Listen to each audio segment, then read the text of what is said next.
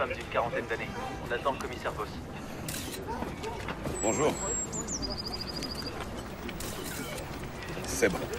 Merci. Bonjour, Dr. Sommerfeld. Bonjour.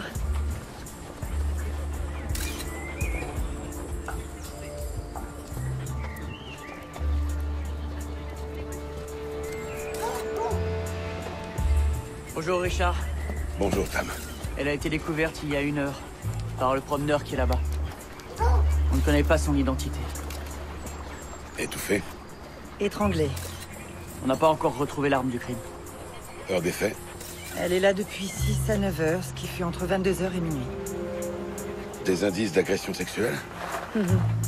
J'ai fini ici, j'en saurai plus cet après-midi. Très bien, merci. Salut. Salut.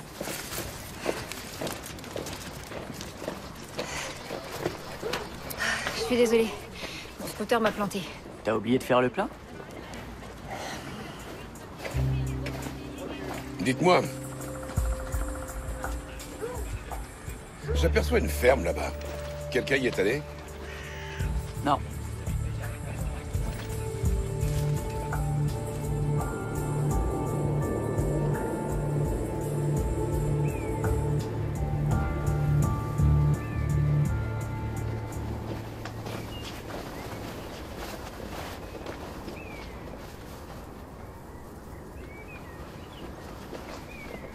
Salut.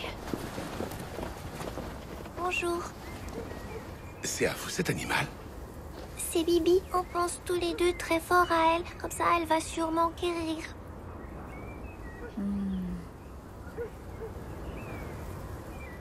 Tu sais, je crois que Bibi...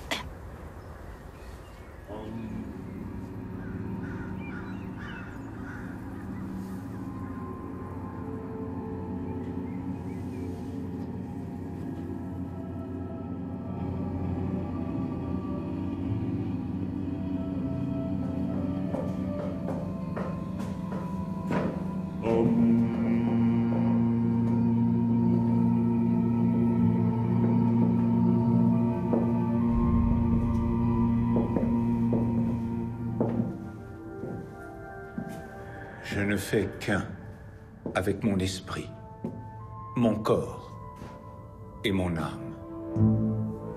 Je suis pleinement conscient. Je suis moi.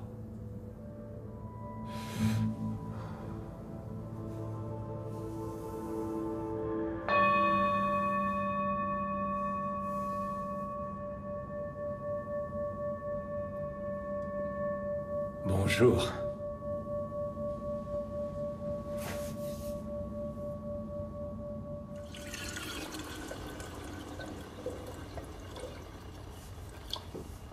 J'arrive pas à y croire. Quand avez-vous vu Madame Vogt pour la dernière fois? C'était hier, au repas du soir. Qu'est-ce qu'elle pouvait faire dehors en pleine nuit? Elle aimait aller là-bas, près de la balançoire, pour se retrouver. Vous savez, quand elle avait envie d'être seule. Qui d'autre connaissait cet endroit? Tout le monde. Et elle avait un métier? Elle était rédactrice à la radio. Sylvia ne se définissait pas par ce qu'elle faisait, mais par ce qu'elle était. Et qui était-elle? Elle était une âme à la recherche de son origine, vers laquelle elle est retournée. Nous sommes une communauté spirituelle.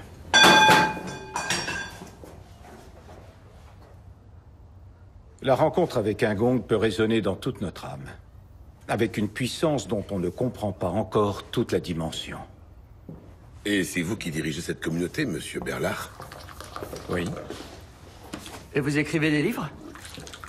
Ah! Vous êtes le type de la radio, l'heure de Berlard. C'est l'émission où on appelle et Monsieur Berlard explique comment résoudre ses problèmes, même les plus bêtes. Connais pas. Madame Vogt avait un ami? Oui, moi. Vous étiez où hier, entre 22h et minuit? Ici, à la ferme. Bien. Maintenant, nous allons devoir vous interroger tous séparément, donc je vous demanderai de ne pas vous éloigner.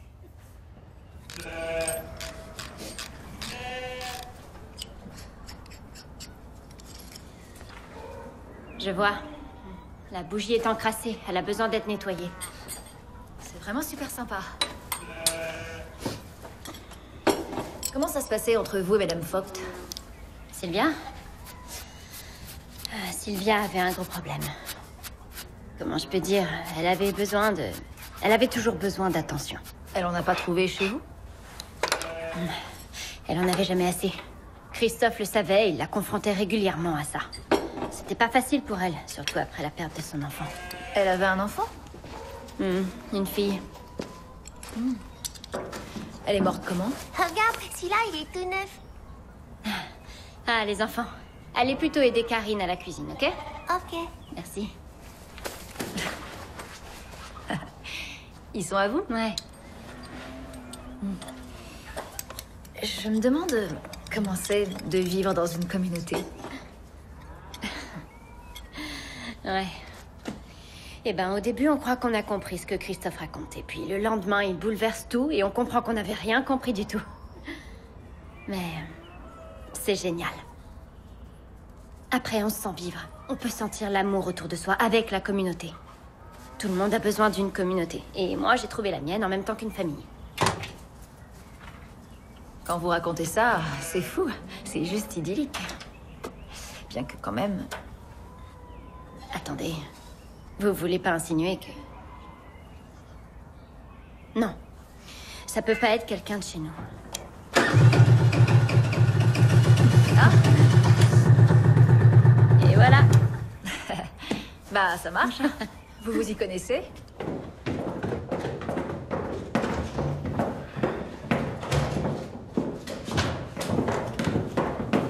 J'ai rien pu tirer de cette femme, Riku. Elle est divorcée, elle a un enfant. J'irai y faire un tour. Il faut recueillir tout ce qu'on peut sur elle et les habitants de la ferme. Je file au bureau. Ton scooter est réparé? Ouais, c'est réglé.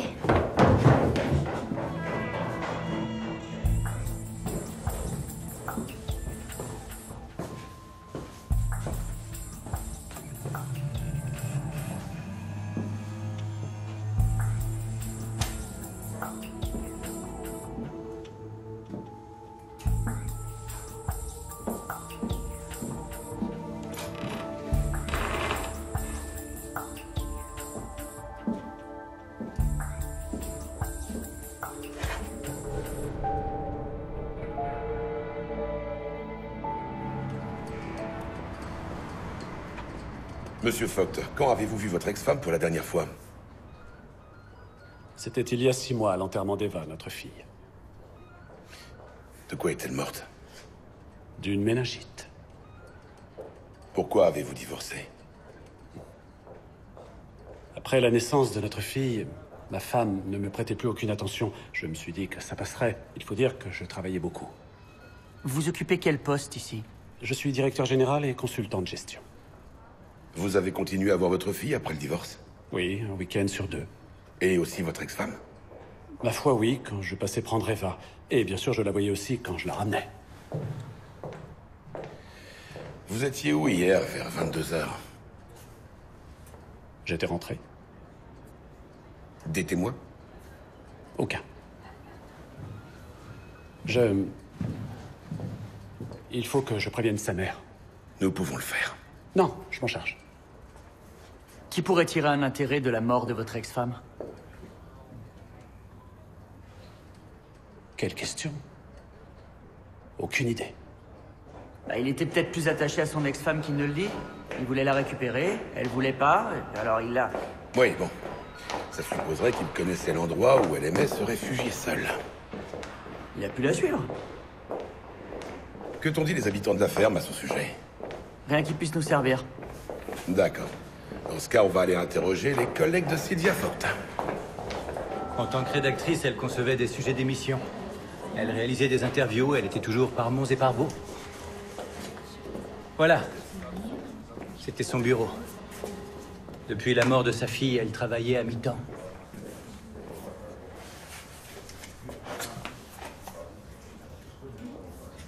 Je vous offre quelque chose? Un verre d'eau? Oui, merci.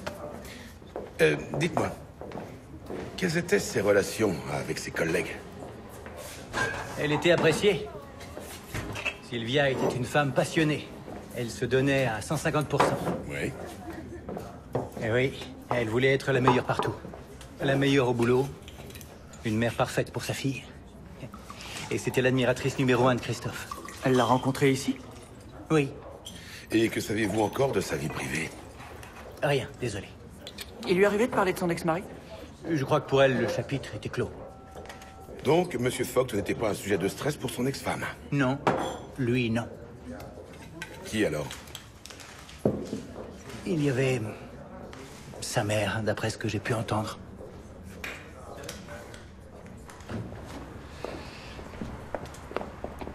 Anna, tu as le nom et l'adresse de la mère de Sylvia Vogt? Ouais. Je les ai. Quelque part. Attends, je te rappelle tout de suite. Bureau de Tom Kupfer? Elle a l'air complètement noyée dans son bordel. Tom, tu rentres au commissariat, moi je vais à la morgue. Ah, voir Francisca?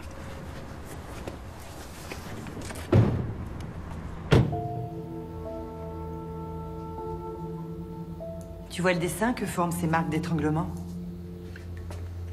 Oui, et ça vient d'où? Je pencherai pour un foulard, agrémenté de strass. En le serrant, on fait apparaître sur le cou ses éraflures. Et j'ai trouvé sous les ongles des fibres de laine bleue.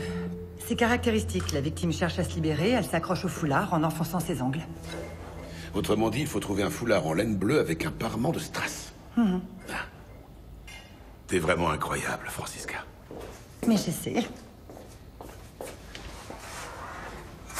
Vous avez quelque chose d'autre pour moi, Dr. Sommerfeld? Mais oui, monsieur Voss.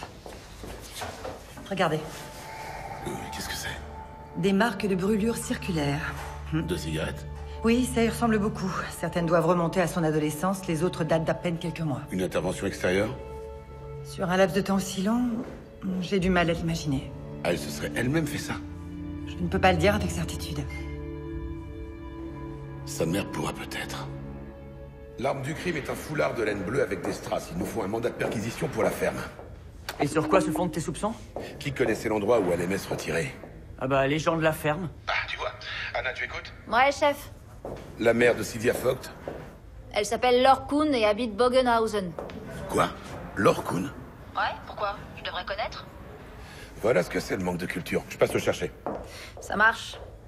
Salut. Ah bah, ça sent les heures sup. Si seulement Gert était là. On peut dire qu'il nous manque, celui-là. À plus tard. À plus tard.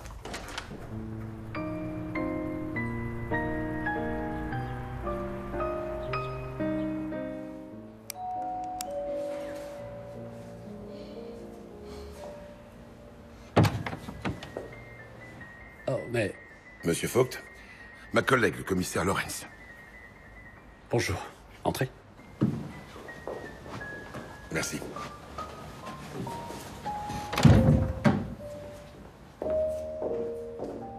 Elle est au courant.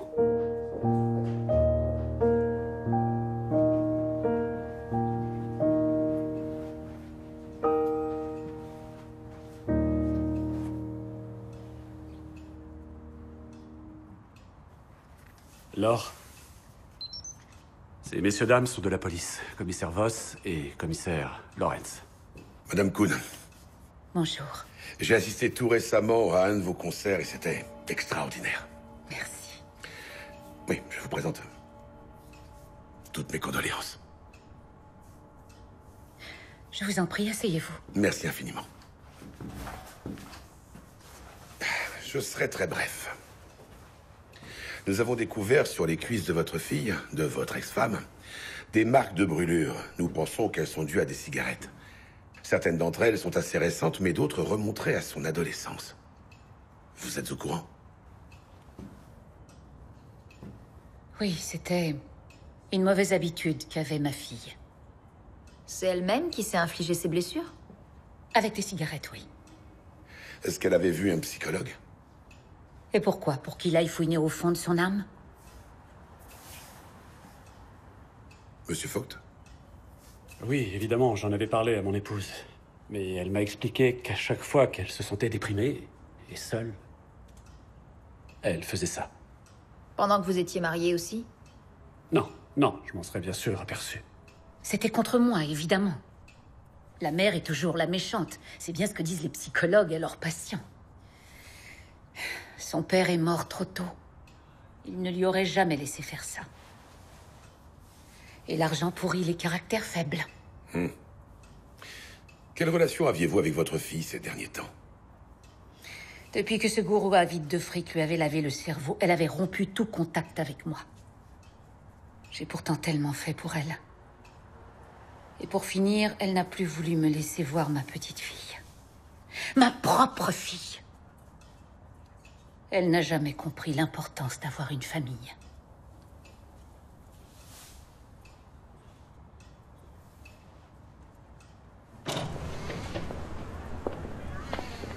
Qu'est-ce que c'est que ça? Une pianiste de renommée mondiale, d'une immense sensibilité, qui perd sa fille, et alors quoi? T'as vu la moindre trace de chagrin, toi? Non. Une mère comme ça, moi aussi, je l'éjecterais de ma vie. Elle ne comprendra jamais. Elle en veut à sa fille. Et elle n'a pas d'alibi pour leurs défaits. Sa propre mère. Regarde ce que tu peux trouver sur elle.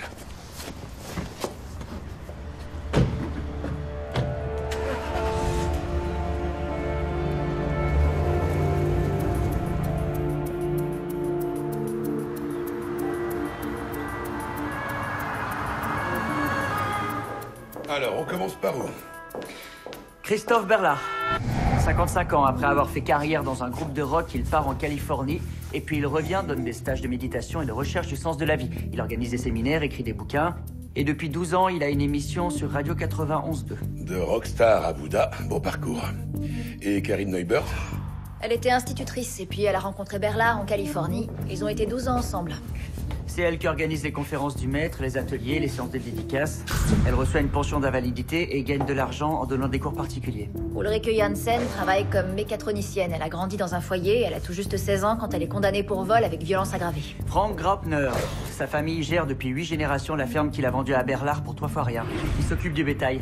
Ulrike Janssen l'a rencontré en venant vivre à la ferme. Berlard les a fait se rapprocher. En tout cas, c'est ce que j'ai compris. Bien. C'est comme ça qu'on devient propriétaire à bon compte. Les deux autres sont revenus peu après le meurtre. Ils effectuaient un pèlerinage en Espagne. Et ils connaissaient tous l'endroit où Sylvia aimait se retirer. Vous pensez qu'ils vous auraient caché quelque chose? Moi, j'ai trouvé qu'ils avaient pas l'air très bouleversés. Tu déménages quand dans ce genre de ferme? Et enfin, il nous reste Sylvia Vogt, la femme qui n'avait jamais reçu assez d'attention. Berlard la lui apporte. Mais peut-être que ça met quelqu'un très en colère. Toute communauté comprend un maillon faible. Il faut le trouver pour avoir une chance de faire parler les autres. Il se fait tard, il y a encore du boulot? Mais oui, chef. Et on n'est plus que 2 maintenant, sans Gert. On va bientôt nous envoyer un nouveau ou une nouvelle. En attendant, on fait avec.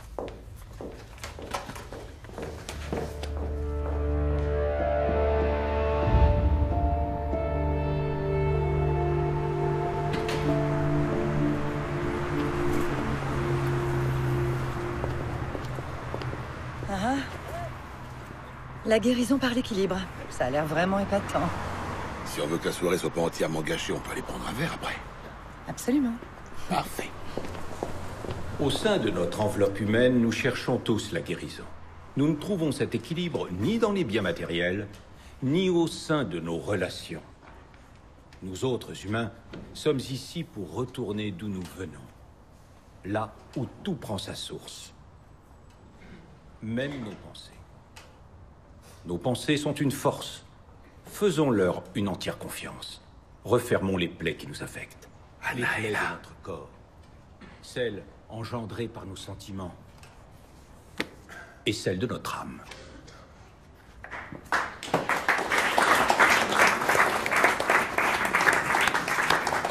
Merci. Un grand merci à Christophe Berlard pour ses réflexions qui nous inspirent. Et maintenant, j'ai le plaisir... Je peux proposer une expérience. Ce serait formidable. Bien, j'ai le plaisir de vous annoncer que Monsieur Berlard aimerait maintenant transformer ses paroles en actes. Est-ce qu'une personne dans le public souffrirait d'un petit problème? Qui se lance?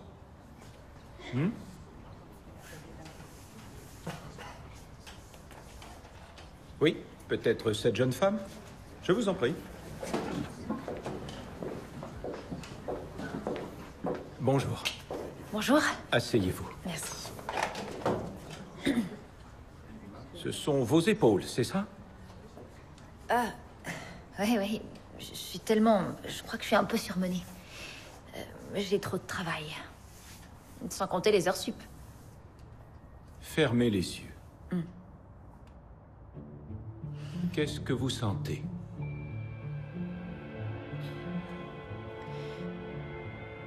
Ça devient chaud.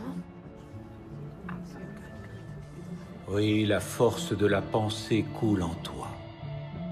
Elle traverse ton corps, ton esprit, ton âme. Tout ce qui opprimait tes épaules a disparu. Ouais, ça a marché.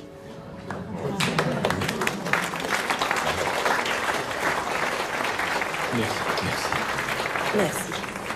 Merci à Christophe Berlard pour son exposé tout à fait passionnant et pour cette petite démonstration. J'aurais une foule de questions à lui poser, bien sûr, mais je laisse volontiers la parole à son public. Bon, Christophe, je sais qui tu es. Tu peux faire ton numéro, oui, mais moi, je sais vraiment qui tu es. Et j'estime que tout le monde doit le savoir. Tu n'es qu'un tricheur, oui. Voilà ce que tu es. Un tricheur et rien d'autre. Oui, nous ne sommes pas habitués à ce genre d'intervention. C'est un peu perturbant, mais je vous en prie. Qui a une question? Et bien sûr, Monsieur Berlard commence.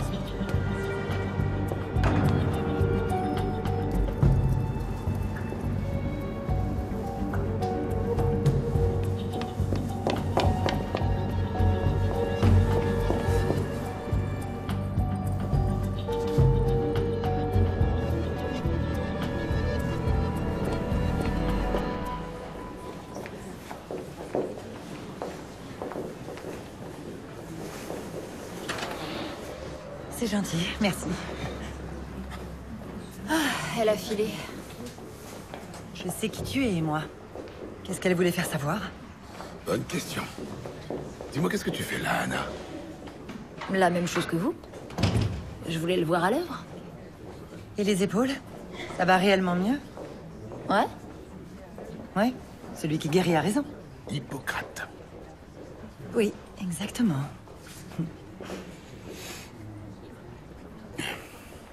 Bon, j'ai l'impression qu'il commence à se faire un peu tard. Demain, il faut que je me lève aux aurores. Oui, bien sûr. Salut. Salut. Bonne nuit. Bonne nuit. Monsieur Voss, j'espère que ça vous a plu. Vous connaissez la dame qui est partie en courant tout à l'heure? Je n'arrive pas à m'en souvenir, mais j'ai pour principe de ne pas m'attacher au passé. Dites-moi, et les brûlures de cigarettes relevées sur les cuisses de Sylvia Vogt? Sylvia était une femme qui portait de profondes blessures, très anciennes. Et puis, il y a eu la perte de son enfant. Elle était dans une phase très sombre de sa vie. Je n'ai pas pu l'aider, malheureusement. Mais Sylvia était tout à fait prête pour son passage. La grande délivrance. Je vous souhaite une bonne soirée. La grande délivrance. Qu'est-ce qu'il veut dire?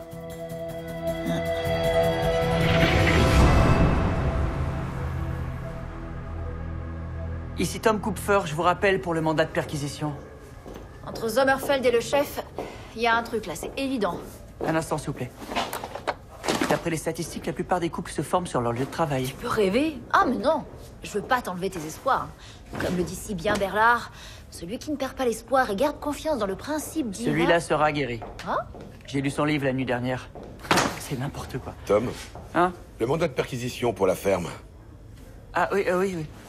Vous êtes toujours là? C'est pour le mandat. Ah oui? Super. Merci. C'est bon. Ok, on y va. C'est incroyable. On n'a pas vu le moindre flocon en ville et ici, on a de la neige jusqu'aux genoux.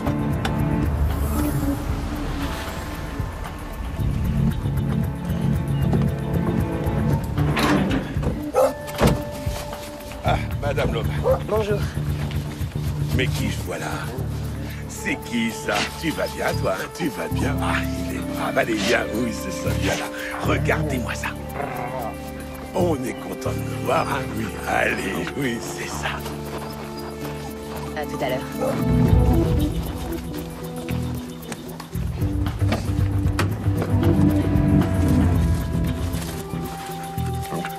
Cherche.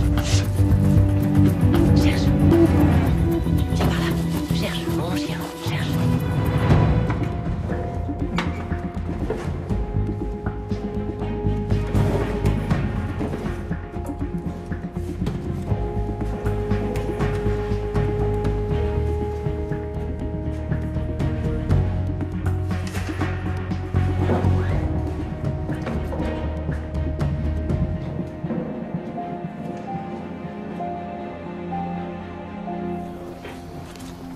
Oui, eh bien...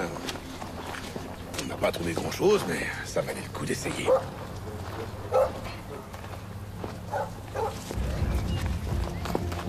On y va.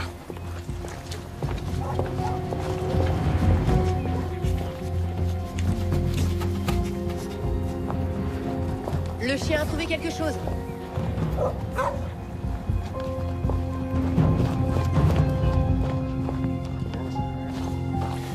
Montre-moi ça. Ça y est, on l'a. Ouais, t'as bien travaillé. Oh, c'est un brave toutou, ça, oui, il est brave. T'as bien travaillé, t'es un brave chien. Bon chien. Pourquoi on me félicite pas comme ça, moi? Oui. Il est brave, ce chien.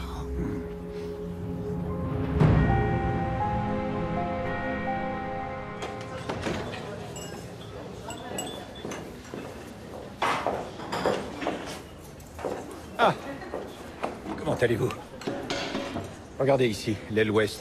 Que diriez-vous de créer une entrée séparée pour y accéder? Et on pourrait concevoir par ici un accès direct depuis la salle à manger qui permettrait d'arriver sur la terrasse. Vous me suivez? Et que penseriez-vous ici d'un petit... Et que penseriez-vous de me régler mes 2 dernières factures? Ce qui me permettrait peut-être de revenir vous écouter. Ah, je vois. Vous voulez parler d'argent. Monsieur Berlard. Vous savez que l'argent n'est rien d'autre que de l'énergie qui a besoin de s'écouler. C'est dans sa nature, voilà. Vous pouvez garder vos belles paroles pour vos brebis, et vous n'aurez qu'à me prévenir quand vous serez de nouveau à flot. Bonne journée.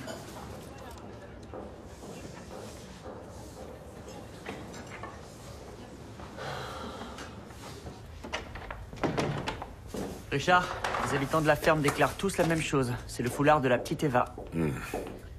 Mais comment est-il devenu l'arme du crime? J'ai passé des coups de fil un peu partout. Sylvia Vogt a été placée en internat quand elle avait 13 ans. L'équipe pédagogique a très vite remarqué qu'elle s'automutilait et a recommandé de l'emmener voir un psychologue. Au lieu de cela, Laure Kuhn a tout simplement retiré sa fille de l'établissement. Elle a refusé d'écouter. Vous voulez savoir d'où vient le foulard? C'est la photo de profil de Laure Kuhn sur son compte de messagerie. Bingo. Oui, c'est mon foulard. Ou pour être exact, c'était mon foulard. Il avait tellement plu à Eva que je lui en avais fait cadeau. Après la mort de votre petite fille, est-ce que votre fille vous a redonné ce foulard? Non. Monsieur Voss, vous avez du nouveau? Vous connaissiez l'endroit où aimait se retirer votre fille? Près de la balançoire? Mais de quoi vous parlez? Non.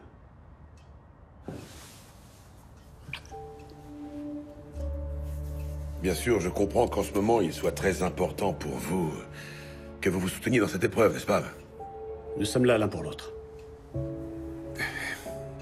Excusez ma curiosité, mais êtes-vous en couple?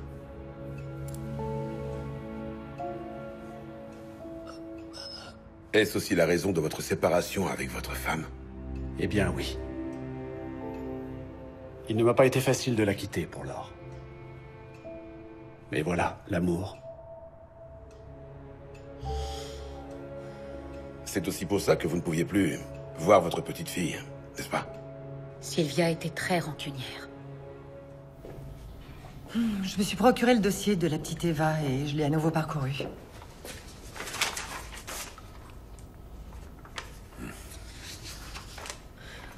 Moi aussi, j'ai eu une méningite étant enfant, mais ma vie n'a jamais été en danger. Oui, parce que c'était la forme virale. Elle avait une méningite bactérienne. C'est une forme beaucoup plus rare, mais plus dangereuse aussi. Sa mère l'a emmenée beaucoup trop tard à l'hôpital. Elle a dû croire qu'elle avait juste de la fièvre. C'est fréquent chez les enfants. Erreur de jugement fatale. C'est pour ça que tu t'es déplacée. J'aurais pu t'en parler au téléphone.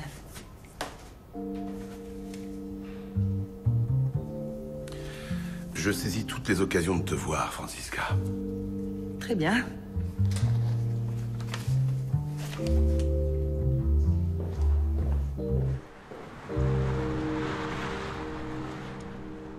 Il est avec sa belle-mère, j'arrive pas à le croire. Ah, Tom. Mais enfin, c'est sa belle-mère, c'est presque comme si c'était sa mère. Admettons que ce soit l'inverse. Le beau-père qui vivrait avec la femme de son fils. Ça te poserait aucun problème, hein, Tom? Mais ça a absolument rien à voir. Revenons à nos moutons. Lord Kuhn prétend qu'elle n'avait aucun moyen de récupérer ce foulard et qu'elle ignorait l'endroit où Sylvia aimait se retirer. Ce qui nous ramène du coup aux habitants de la ferme. Ouais, si seulement on pouvait retrouver la femme de la librairie. La femme qui sait qui est Christophe, qui il est vraiment. Ouais. J'ai l'impression qu'il se fait tard, non? Oui. Quel dommage que vous ayez encore des rapports à faire. Bonne soirée. Et tu fais quoi? Tu rentres chez toi? Je vais voir.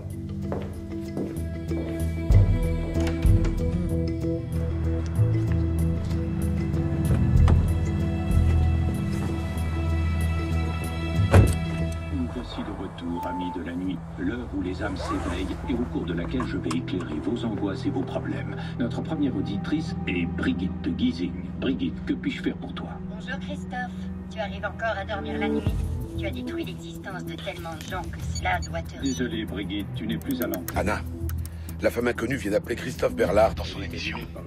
On vient de l'entendre. Vous faites immédiatement une recherche téléphonique. Ok. Espérons que le prochain auditeur ou auditrice montre plus de respect envers lui-même.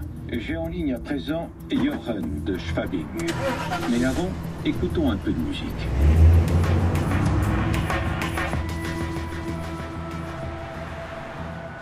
D'abord, il fait semblant de s'intéresser à vous et de vous considérer comme son meilleur ami.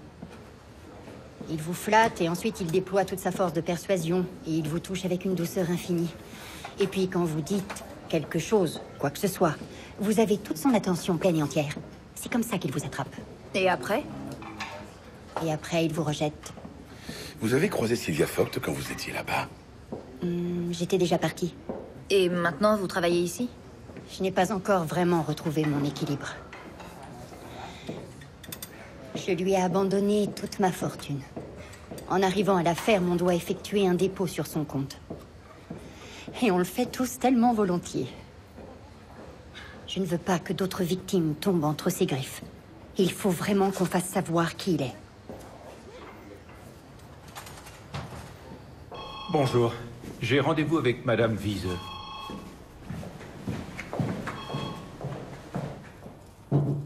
Oui, entrez. Bonjour, Madame. Christophe Berlard. Bonjour. Je viens avec un testament à déposer. Asseyez-vous.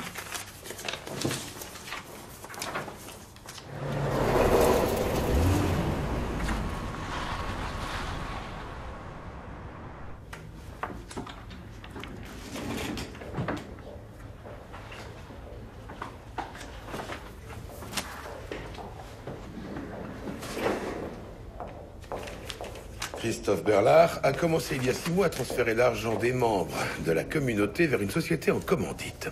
Les bénéficiaires sont lui et Sylvia Vogt. Et c'est quoi le but de cette société? Étude, construction et entretien d'un institut Christophe Berlard pour l'élargissement de la conscience. C'est pas vrai. Je parie que ces brebis n'ont aucune idée de ce qu'il fait avec leur fric. La société est en difficulté. Berlard a pris une hypothèque sur la ferme, mais il ne peut pas rembourser les échéances. Donc, il risque de perdre la ferme. Qui est à la famille Graupner depuis des générations. Et si un des habitants avait appris les projets de Berlard et que Sylvia ait demandé une explication? Christophe Berlard et Sylvia Vogt voulaient ouvrir ensemble un institut. Avec votre argent à tous. Vous étiez au courant? Quoi? Nous pensons qu'ils voulaient dissoudre la ferme et tout recommencer en forêt noire. Sans vous. Sinon, ils vous auraient informé. C'est insensé et quand bien même, Christophe a sûrement une raison. Il a pris une hypothèque. Sur la ferme. Elle risque d'être vendue aux enchères. Il va réaliser son projet sur votre dos. Alors si vous nous avez caché quelque chose qui pourrait nous intéresser, allez-y. Quelques jours avant la mort de Sylvia, Je les ai entendus s'engueuler. Qui? Je vous repose la question. Vous avez eu une discussion violente avec Monsieur Berlard peu avant la mort de Sylvia. Pourquoi? Je n'en ai pas le souvenir. Ça ne devait pas être très important. Je ne m'intéresse pas à ce qui peut être négatif. Quand avez-vous appris que Christophe et Sylvia avaient un projet en commun? Vous le saviez, c'est évident.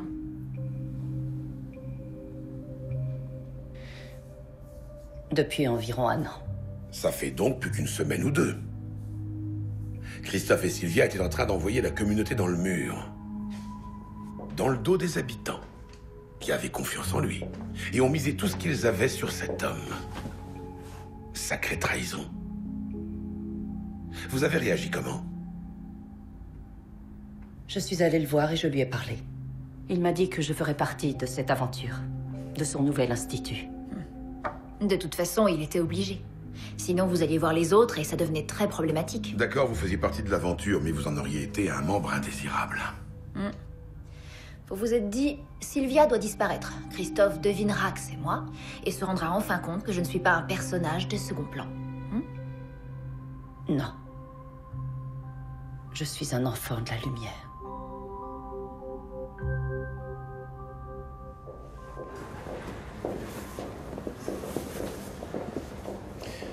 Elle ment.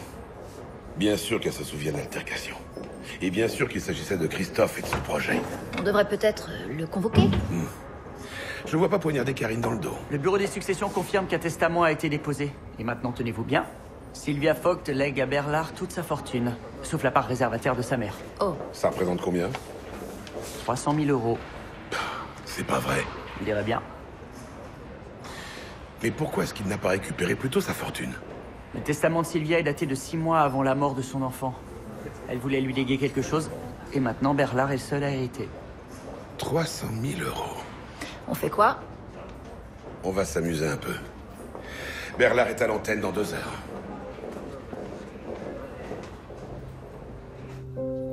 Il y en a dans la réserve.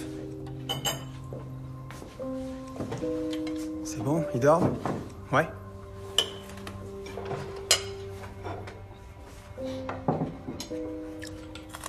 Le sel, s'il te plaît.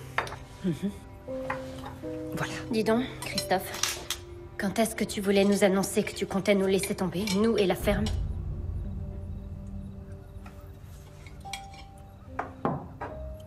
Au moment voulu.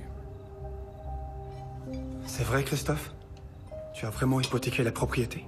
C'est vrai que la ferme est menacée, la ferme de ma famille? Même si vous ne le comprenez pas, sachez que je fais au mieux pour la communauté. Mais tu vas nous dire où est passé notre argent?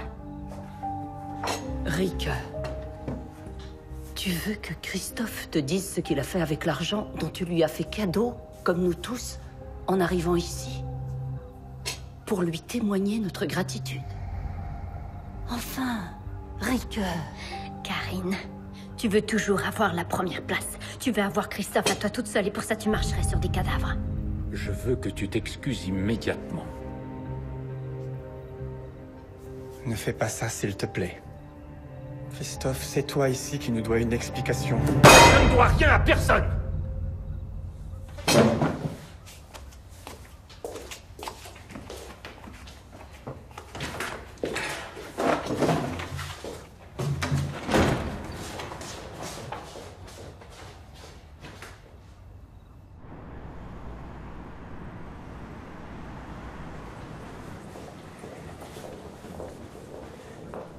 L'émission est bientôt finie.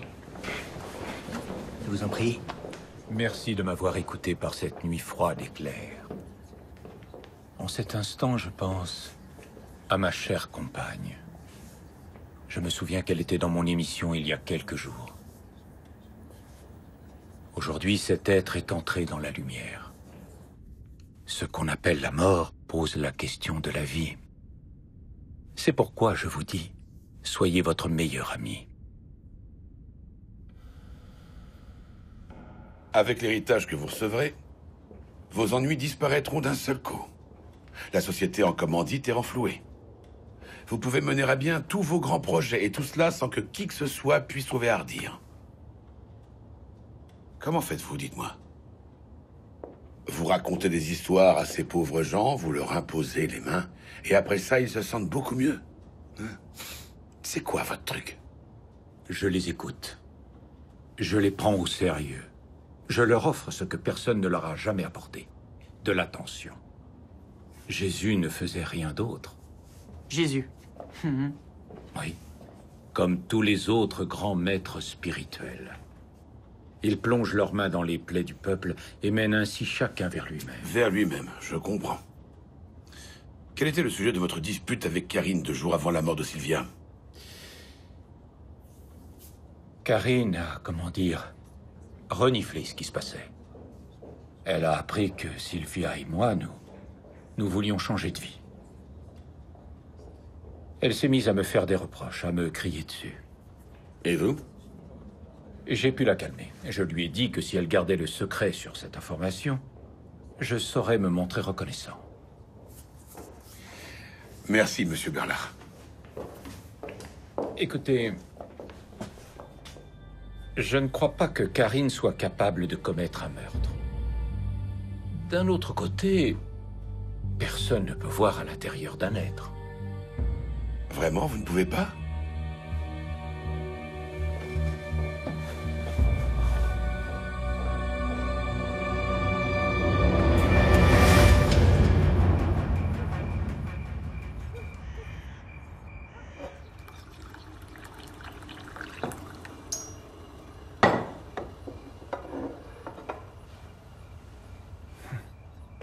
Et si c'était l'un d'entre nous? Ça ne t'est pas venu à l'idée à toi aussi?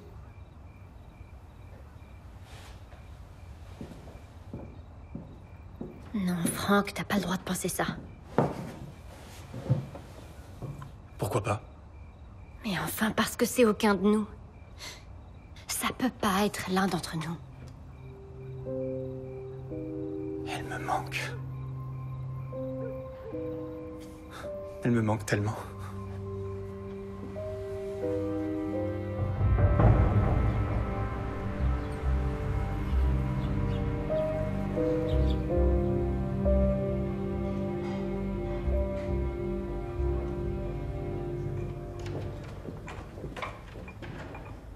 Christophe Berlard charge Karine Neubert pour détourner notre attention. Seulement, il a un excellent mobile. Il veut l'argent de Sylvia, il ne nous reste qu'à le coincer. Dans l'émission, Berlard a évoqué le fait que Sylvia, quelques jours avant sa mort, était à l'antenne avec lui. Il y a forcément un enregistrement. Ça peut nous aider à avancer. La proximité temporaire entre la mort et l'émission est quelque part un peu bizarre, tu trouves pas? J'ai hâte de voir comment Karine Neubert va réagir en apprenant que son maître a fini par la charger. Quoi? Tu lui as dit? Je l'ai appelé et je lui ai laissé entendre. Bonne idée. Désolé Richard, cette info était restée sur mon bureau. Sylvia Vogt a été repérée grâce à son portable sur un réseau Wi-Fi local ouvert. Ce réseau appartient à un petit bar du marché couvert. Je ne dirai qu'une chose, on fonce. Anna, tu fais le nécessaire. Bien sûr. Hé! Et on se dépêche.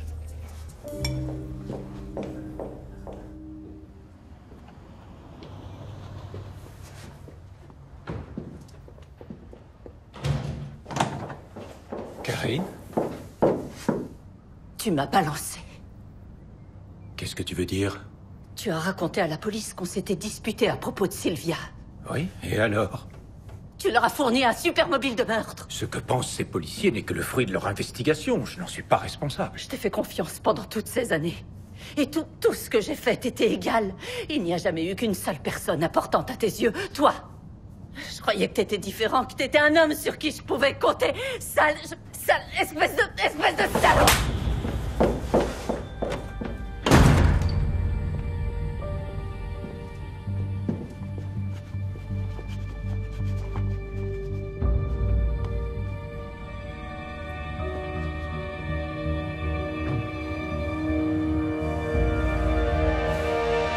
D'accord, je lui dis. C'était Anna. Sylvia Vogt aurait été vue avant sa mort dans ce bar du marché couvert. Toute seule? Avec son ex-mari. J'y vais. Ok. Elle voulait absolument me parler. Elle commençait à ne plus se sentir bien à la ferme. Mais pourquoi? Elle me l'a pas dit. Et pourquoi voulait-elle en parler précisément avec vous? Elle voulait qu'on se remette ensemble. Ah. Oui. Je lui ai dit que c'était trop tard maintenant. À cause de l'or. Et ensuite? Ensuite, elle a pris le tramway, elle est rentrée là-bas et j'ai pris un taxi jusqu'ici. Pourquoi ne m'avez-vous pas raconté ça tout de suite? Je suis en passe de devenir associé. Si on découvre que je suis mêlé à ce type d'affaires... Elle est au courant? Quoi? En fait, elle voulait revenir vivre avec Hakim Vogt? Ouais, avec l'homme qui l'a plaqué pour sa mère. J'y crois pas. Il faut que vous écoutiez ça. Sylvia Vogt dans l'émission de Berlard 3 jours avant sa mort. Oui, je suis entièrement d'accord avec toi. La mort n'existe pas, il n'y a partout que transformation. Tout s'écoule. Et quand le temps est venu, il faut laisser partir l'être aimé. On n'a pas le droit de le retenir. On n'a pas le droit de le retenir. Je crois au plus profond de moi que seul le pouvoir de l'esprit peut guérir. Et je crois aussi que si on n'arrive pas à guérir quelqu'un par la force de la pensée, alors c'est le signe que cet autre a décidé d'aller vers l'au-delà. Un médecin pourrait peut-être prolonger la vie de cet être, mais il le ferait contre la volonté de l'âme. Cette âme qui est prête à rejoindre l'au-delà. C'est ça. Et j'estime qu'on doit respecter ce que désire l'âme. J'ai dû moi-même laisser partir un être aimé. Je sais de quoi je parle. Oui. Merci, Sylvia. Vous pensez la même chose que moi? Eva. Elle a laissé mourir sa propre fille? Ça expliquerait pourquoi Sylvia a emmené la petite aussi tard à l'hôpital. Elle voulait la laisser. Insensé. C'est parce que voulait Berlard. C'était sa mère. Elle a subi un lavage de cerveau. Il va nous raconter ça en personne, Tom.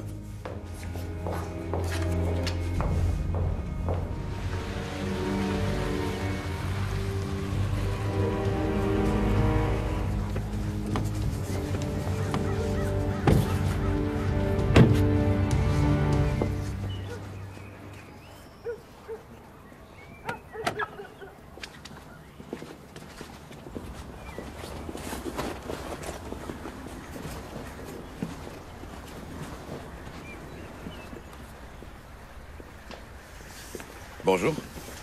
Bonjour. Bonjour, monsieur. C'est le moment de faire ses adieux. Oh. Dis-moi, Clara. Tu as vraiment cru que Bibi pourrait revenir à la vie? Oui, j'ai pensé qu'il fallait que je mette assez longtemps les mains au-dessus d'elle. Oui. Tu sais ça parce que les grandes personnes te l'ont dit? Quand Eva était malade, c'est ça que les grandes personnes ont fait? Clara. Karine, elle a dit que je devais en parler à personne, même pas à maman et à papa.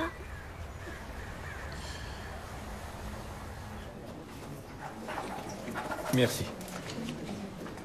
Je vous remercie pour cette magnifique lecture. Ce livre m'a vraiment aidé à avancer.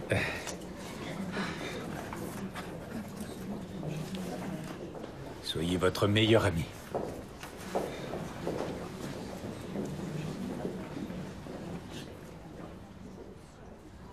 Nous avons un témoin qui affirme vous avoir vu garder vos mains au-dessus de la petite Eva durant des heures. Vous priez pour qu'elle guérisse. Sylvia avait des doutes sur la médecine conventionnelle. C'est pour ça qu'elle est venue m'implorer de soigner Eva par la force de la pensée. Mais la petite Eva a choisi un autre chemin. Le chemin de la lumière. Je vous aurai, monsieur Berlard. Vous pouvez compter sur moi. Je ne suis pas responsable du fait que Sylvia ait tardé à emmener sa fille à l'hôpital. Je ne suis responsable que vis-à-vis de moi-même.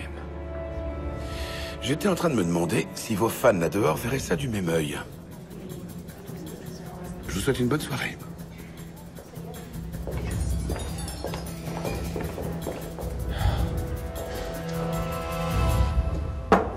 Mais qu'est-ce que ça a à voir avec le meurtre de Sylvia Vogt? Hakim Vogt nous a raconté que son ex-femme voulait revenir vers lui, mais Ça ne me paraît pas crédible. Pourquoi il ment? Il veut nous faire croire que c'est Sylvia qui a pris contact avec lui. Exactement, alors que c'est le contraire. Je viens juste de recevoir leurs données de connexion. T'as raison. Hakim Vogt fait tout pour qu'on ne sache pas que c'est lui qui a pris contact avec elle. Mais pourquoi il veut nous le cacher?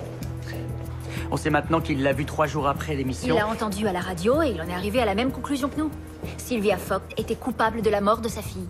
Ouais, c'est la seule explication logique. Le soir des faits, après avoir vu son ex-femme dans ce petit bar, est-ce qu'il est rentré chez lui directement? Je vérifie. Viens, on va voir ça en chemin.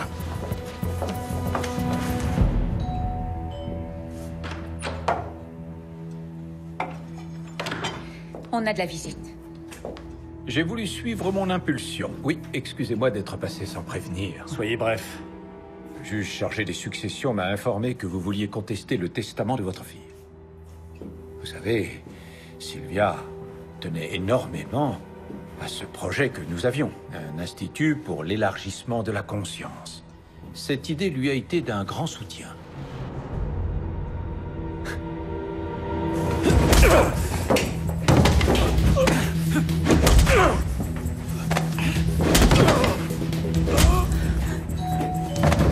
Au secours! Police, ouvrez! Vite, vite! Monsieur Vogt! Vous en mêlez pas! Je vais tuer ce salopard!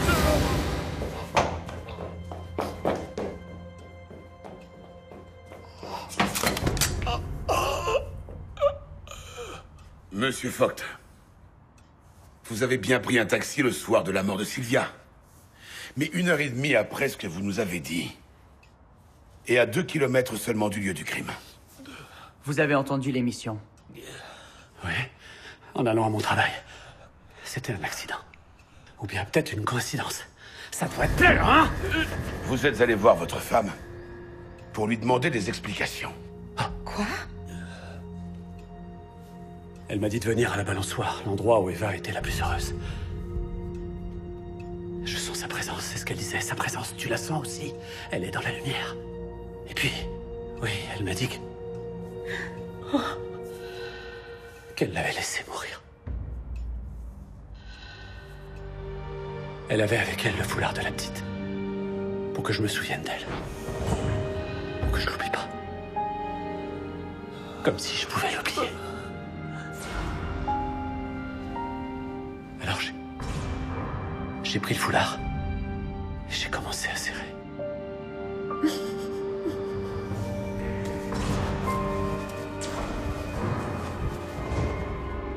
Jusqu'à ce qu'elle ne bouge plus.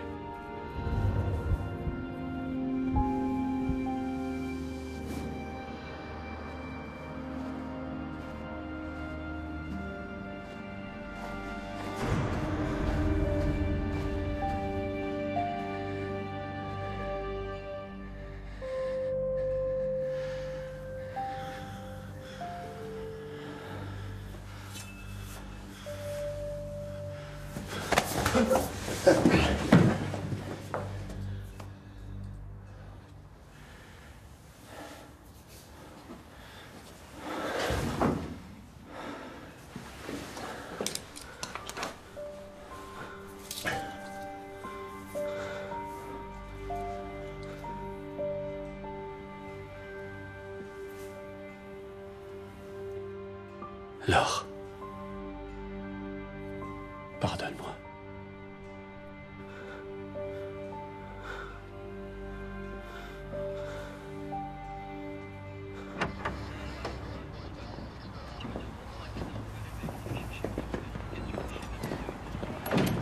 Non-assistance à personne en danger, détournement de fonds, escroquerie. Ça commence à faire beaucoup.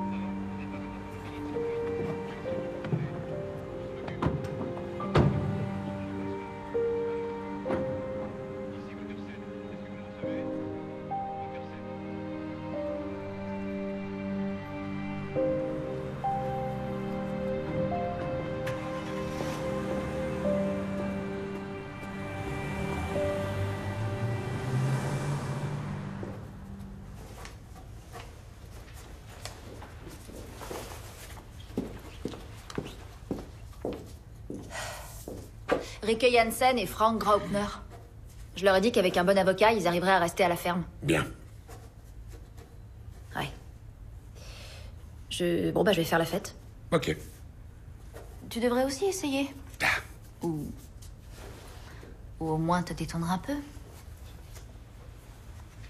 Avec les amitiés des habitants de la ferme.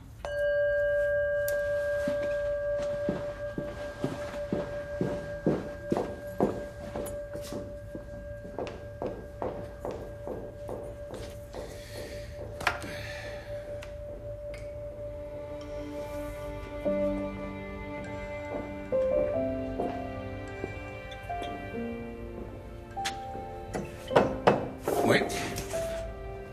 Bonsoir, Richard. Bonsoir.